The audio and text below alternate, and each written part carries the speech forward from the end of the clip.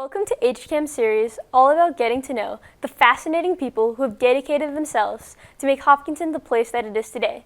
We'll learn about their jobs and projects they are working on, but more importantly, we'll learn about who they are, their hobbies and interests, and why they do what they do. I'm Sidhi Dhanda, and this is Out on the Town.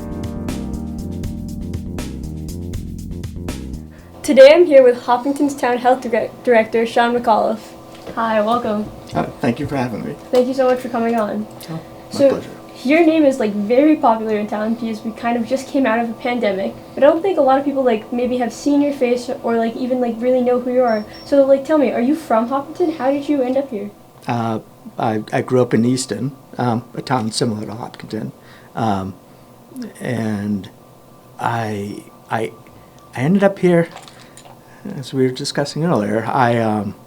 I used to consult for the Egan family, and so when I was helping develop part of South Street and doing some other development work for the family, I got to know the town. My dad has a lot of connections to the town, and when the opportunity opened up to apply for the health director's job, I thought it was a town that I fit well with, and so I decided to apply, and it was one of the best decisions I made. But it was also it's been an interesting 3 to 5 years here. So when you were consulting, were you also in the public health environmental sector too? I was more in the environmental side. So I was hired to be an environmental due diligence specialist.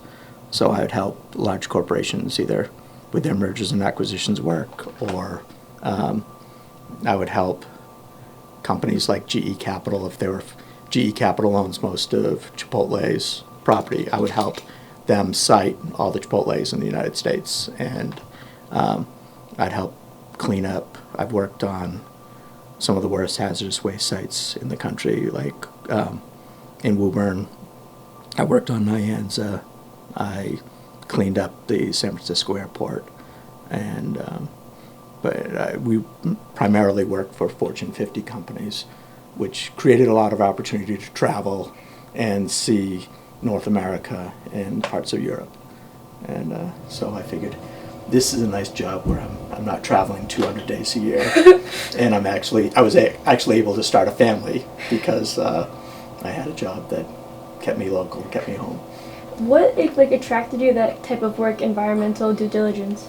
I had originally gone into, I started school pre-med, and the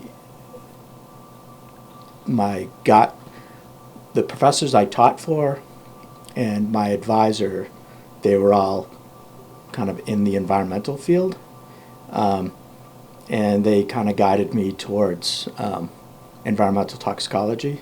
So I have a bachelor's in zoology, which is my pre-med, and then when I went back, I have a master's in public health with a focus in environmental toxicology. So, and then I got hired out of grad school to go to work for one of the largest environmental engineering firms in the country. So I actually saved the guy who hired me started choking on his meal at lunch, and I was able to do the Heimlich, saved his life, and I got an offer the next week. Wait, so during your interview you said? During my interview, he was choking to death.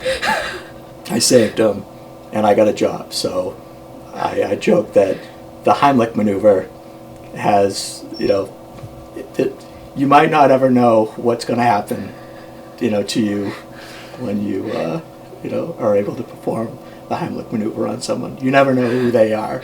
That's absolutely wild. So just during your interview, he started choking and you saved his life. Yep. It was pretty funny, and that's what really got me into the environmental sector, and yeah. So when you were a kid, before you were thinking about college, and even before high school, what did young Shaun think he was going to do? I really thought I was going to become a doctor because my mom had type 1 diabetes, and I was the science-minded person in the family, so I would take her to her doctor's appointments. I learned to drive by going from Foxborough to the Jocelyn Clinic almost every week. And through that experience and having to, help my mom understand and help everybody in the family understand what was going on, it really drove me towards, like medicine or public health. And so I really thought I was going to become a doctor. So, of your current job in Hopkinton, what's your favorite part of your work? It's going to sound odd, but the pandemic was the perfect fit for me, because it involved, being a really toxic environmental site. You have to know how to manage disease, control your environment, to properly train and equip your staff to be safe, to develop protocols. And then as a consultant, you're always taught that if there's something that you're not an expert in, you have to hire or find the best people. I had Chief Slayman, who was one of the best emergency management people, to assist me. And then I had just hired Casey Morrow, who was an ICU nurse, and then Simone Carter, who was an ICU nurse. So with our team, we were able to do really great things in Hopkinton, and then open up the regional clinic in Westboro, and with that, we've really kind of set the standard in the Commonwealth for how public health departments should operate and how nursing programs should operate. And I also know Hopkinton also set the standard. I think we were talking about this earlier with Triple E and dealing with that, and that is related to how you grew up in Eaton. Do you want to explain that a little bit more? So I grew up on I grew up on the Hockomock Swamp, where we had to deal with Triple E almost every year. And when the state health department called me, I just said, I deal with this. I've dealt with this every year when I was a kid. So it's just, communicating, what we're doing. It was coordinating the mobile spraying so that I could keep as many events and sporting events and after school activities going by treating the areas with the appropriate pesticide, and then vetting. I actually vetted the Central Mass Mosquito Control Program, and then followed up with the Department of Public Health once I realized that the products that they were using were all safe. We just moved forward and we put plans together, and we looked at the schedules for all the activities, and we just said, I need you to treat these areas on this date and this date, so we could knock down the mosquito population before the events, or right before the events. Again, it's part of what I did as an environmental consultant, and then part of the risk management stuff I learned when I was I used to run food safety for Shaw's and Star Market. So just all of that emergency kind of control and management programming just really I was able to take and apply here in Hopkinton. Pretty interesting. And outside of your work, we were talking earlier, you've had some pretty crazy cool experiences, including being in a movie. Do you want to talk about how that happened? I spent I'm technically a Woburn specialist, so I've worked on almost every aspect of the Industriplex and Wells G&H cleanup investigation and a lot of the other sites in Woburn. And my friend happens to be a set designer and a set locator for the movie industry. And he called me up and said, oh, you should go out for this movie. You should be an extra at least. And I was away on a trip. I was actually cleaning up a site, I think in Texas, and I flew back. So I was still in my engineering garb, and I got off the plane, met him out. I think there was a rowing event that we met at, and someone challenged me because I hadn't gone to the casting call. So I got up, I went to the casting call, and while I was in line, one of the the casting director walked by, and he said, "Are you an environmental engineer?" And I'm like, "No, I'm an environmental scientist. My job is to control the engineers to make sure that their solutions work in the real world." And he's like, "I'm the casting director. Follow me." And he hired me on the spot. And then we started talking about what I did. And then he basically brought me on to help coordinate how they would set up the drilling sites, the drilling scenes. And they introduced me to Robert Duvall and some of the other actors in the movie.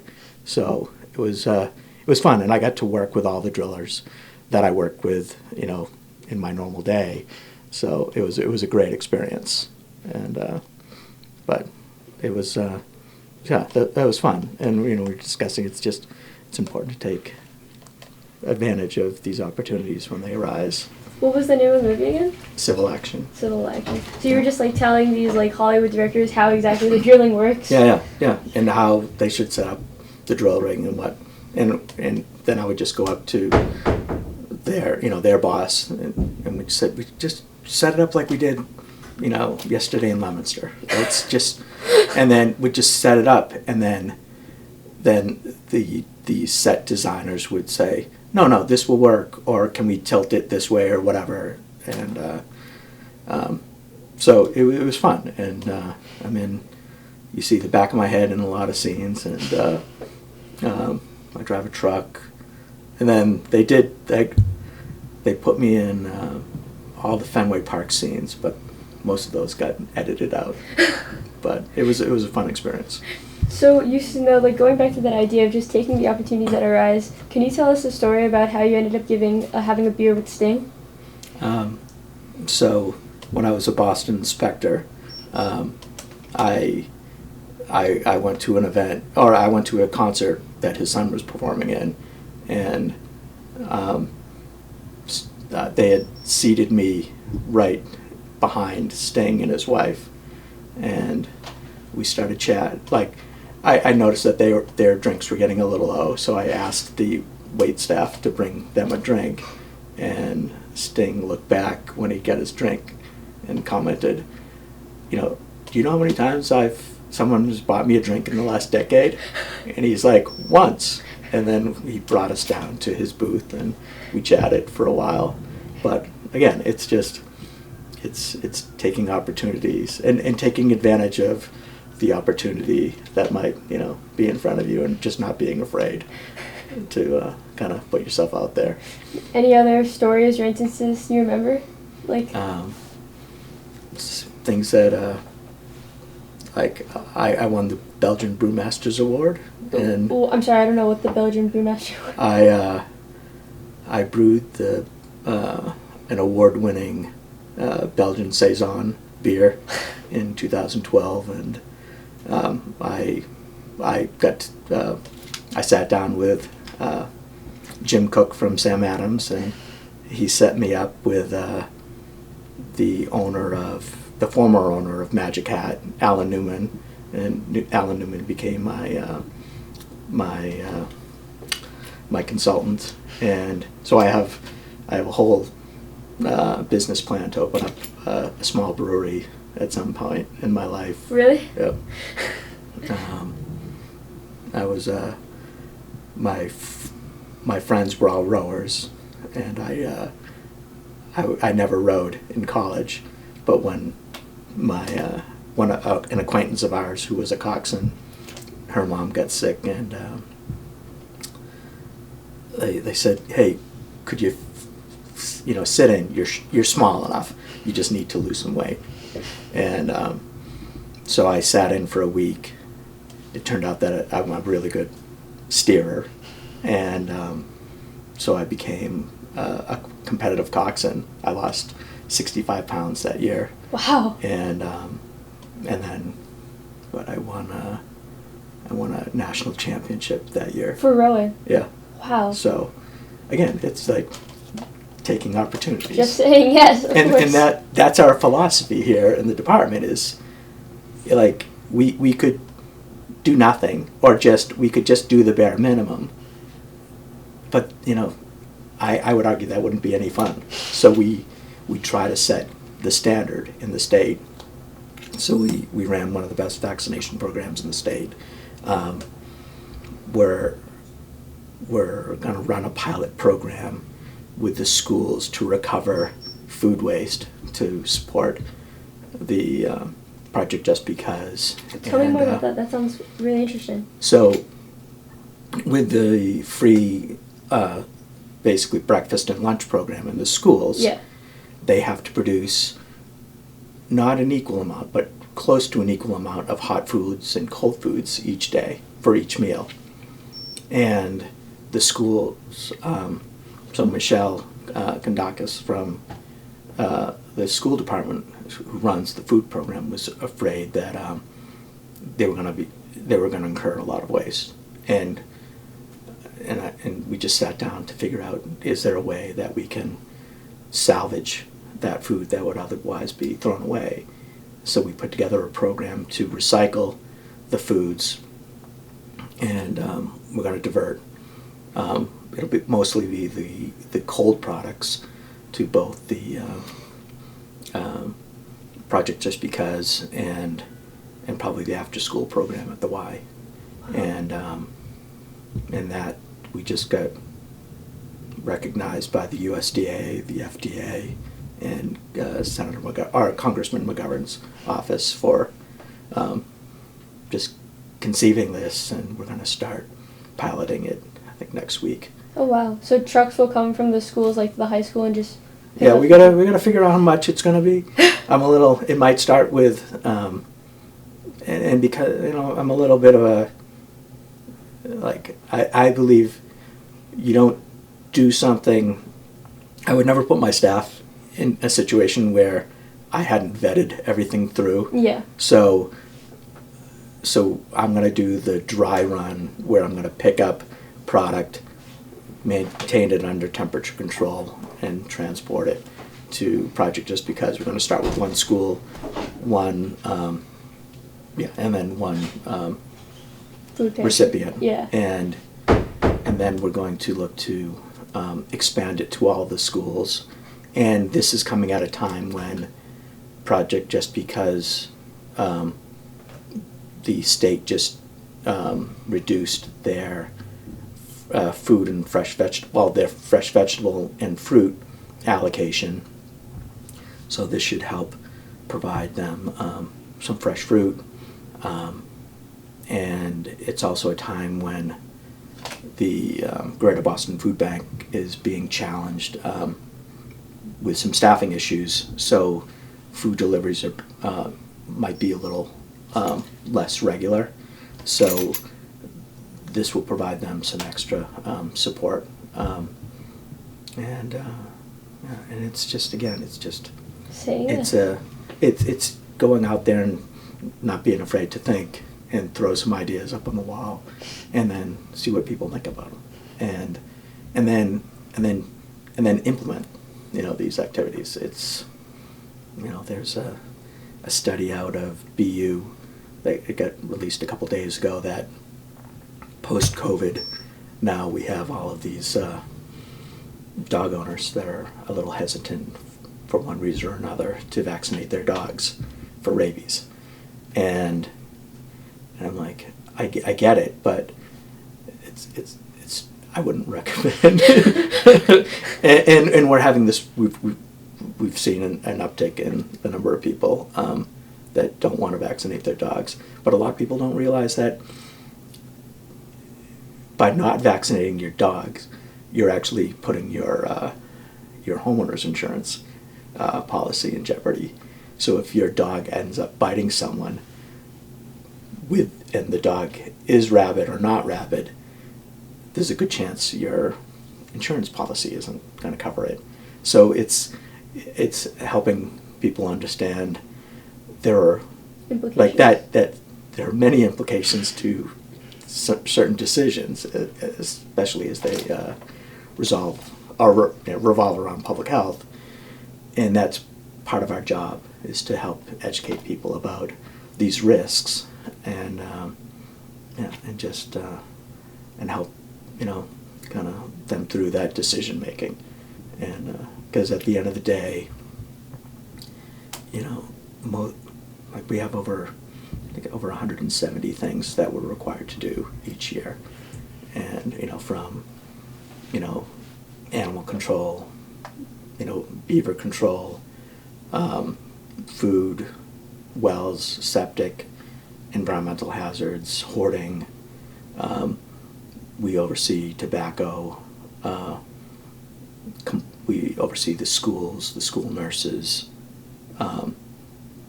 So there's a lot that we do, and we were just saying, like Simone. I think Simone's already. So for every time someone contracts a communicable disease, our office has to write reports on this. So we've done, I think, over 1,200 COVID cases this year. Oh, wow. We've had cases that we've monitored, or individuals that we've monitored for Ebola. We've had cases of typhoid, TB, many cases of Lyme disease related issues. Yeah, sure. And then residents from Hopkinton travel a lot. Yeah. And they bring back all kinds of kind of exotic illnesses, and it's our job to help figure out how they got them, and then to work with the physicians to help them resolve that disease they might have contracted. So we've had a busy year. So when you're not, like, obviously your work sounds very stressful, so when you're not working or having cool experiences in rowing or beer brewing, what do you like to do just to like relax and kind of like wind down? Like, I'm going to start coaching rowing for my daughter's school, which is that'll be interesting. But like in a perfect world, I'd be rowing or coxing. I gotta drop some weight for that, but it's rowing, and then just getting out. Through the pandemic, there was a lot of pressure from me and the public health nurses to avoid contact, so that we had a continuity of operations throughout. And now we're able to start getting out, and so like I'm a big foodie. I know a lot of Boston chefs, so I like getting out and going out to dinner, and I'm going to start brewing again, and maybe getting back into maybe some commercial brewing. So those, and then I got really young kids, so I enjoy just taking them out and giving them new experiences. So it's and actually, I used to travel all the time for work, and the joke in the house is, oh, look at this, would be really cool to do this, and my wife's like, Shaun's probably already been there. So it's like I want to start sharing those experiences with my wife and kids. So. Well, that sounds really great. Yeah. Well, Shaun, thank you so much for taking the time to be on the show. We really appreciate all that you do for Hopkinton. No, thank you. It's like I said, we like taking these opportunities to meet people like yourself, to work with the public, and this year we're engaging the public as we complete a strategic plan. So this is part of that whole process, is putting ourselves out there and looking for feedback from the residents on what they would like. and how we might be able to do a better job. So thank you for the opportunity. Well, thank you for coming on. You're welcome.